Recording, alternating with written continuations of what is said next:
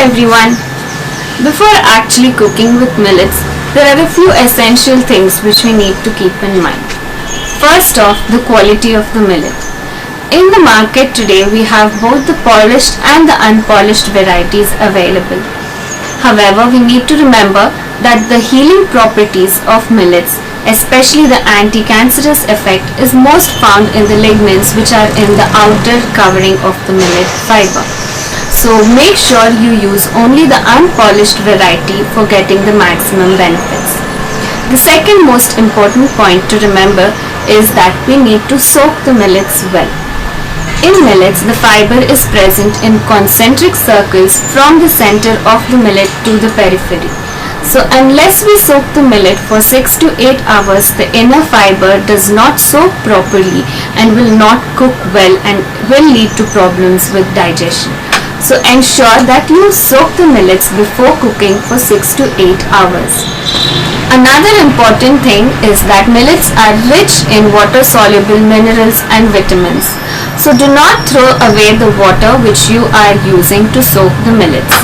First, wash the millet once gently, pour off that water, and then measure the water required for the recipe and soak the millet in the same water and use the same water for cooking.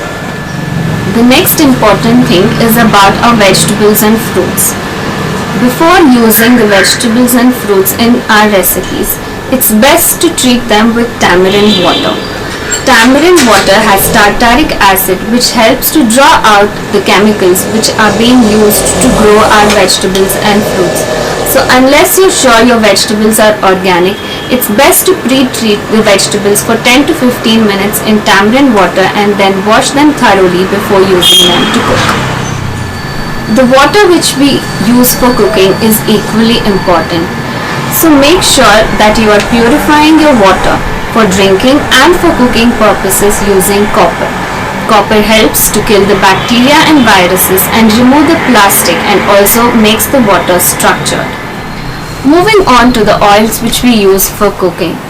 The refined oils which we bring from the market come in plastic covers and have been adulterated with mineral oil and animal fat which are highly carcinogenic.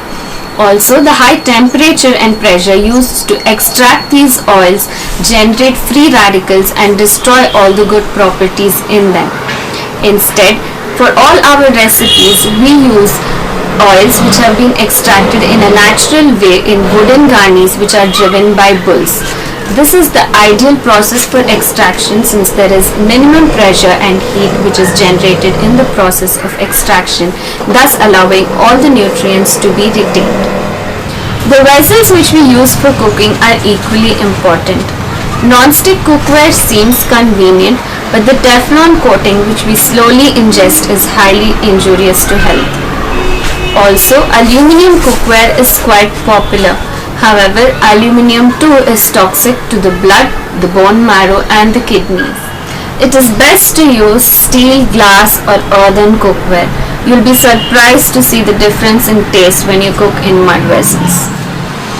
The ingredients which we use in our cooking are also important. Try not to buy them off the shelf in a supermarket.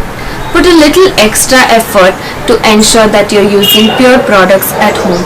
For example, making chili powder at home from dry chilies, making the garam masala at home, not using ketchup from the shop but instead making a sauce at your own home will go a long way.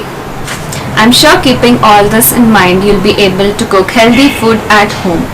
And in order to understand these issues much more in detail, you can refer our videos on sirijivan.org in English and on Yes TV in Telugu. We'll also be discussing these issues in detail on Millet Magic itself. So let's start millet cooking. You can also check out Biophilian's Kitchen for reliable recipes.